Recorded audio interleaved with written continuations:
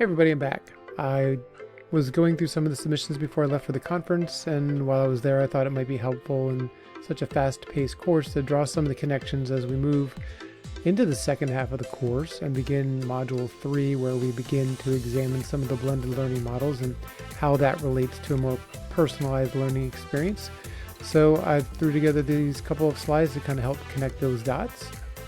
As you recall, in Chapter 8, we read about backward design and the stages of backward designs. Of course, number one is identify the outcomes. We did that in Module 1 when we selected the unit. We reflected on what the learning outcomes were going to be, and we selected it based on completely your preference about what you wanted to do.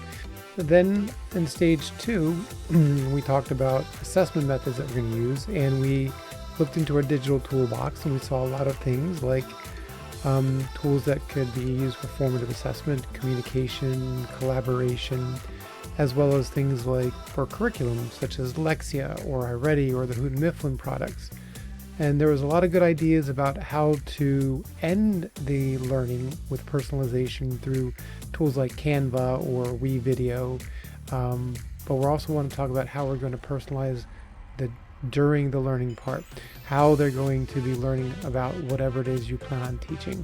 And then that will lead us into the planning stage, which is where we're going to leverage some of the blended learning modules. Okay, so in Module 3, we're going to learn about two of the blended models. One is station rotation, the other will be whole group rotation.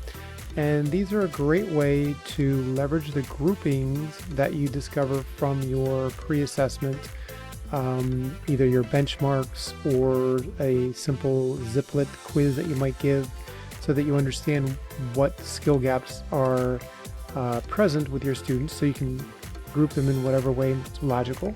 The author does go into other ways that you can group students, so make sure you're familiar with those as well, but we are focusing on the data right now. What we're going to read and dive into more in that chapter is we're going to learn how to connect and align stations so that the students are actively engaged in learning and working toward those learning objectives.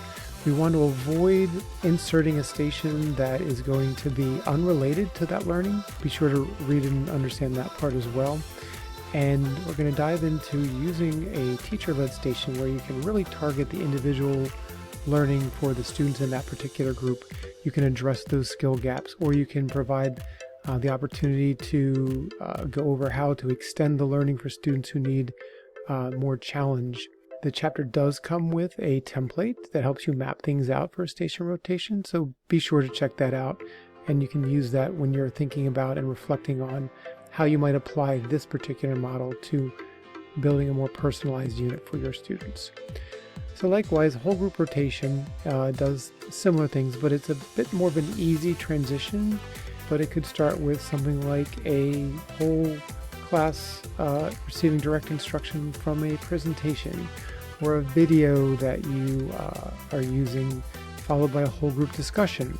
And then after that, you can then transitions into the technology-based learning activity that's tech enhanced. And this gives you a good opportunity to pull some small groups based on the data that you've collected, or pull individuals aside to do similar to what's in the station rotation, but you don't have to manage separate stations. You can just pull them as you need them and work with them, and then they can go back to the whole group learning activity that they're working on when you pulled them. So those are the two types of structured blended learning models we're going to use for this module. So as always, please reach out with any questions. I want to thank you for your patience as I was away this weekend. So I'll begin catching up with all the submissions that you put in, and I look forward to reading them and giving you any feedback and continuing our discussion within the Learning Journal. So I hope you had a great weekend, and I hope you have a great week. Thank you very much.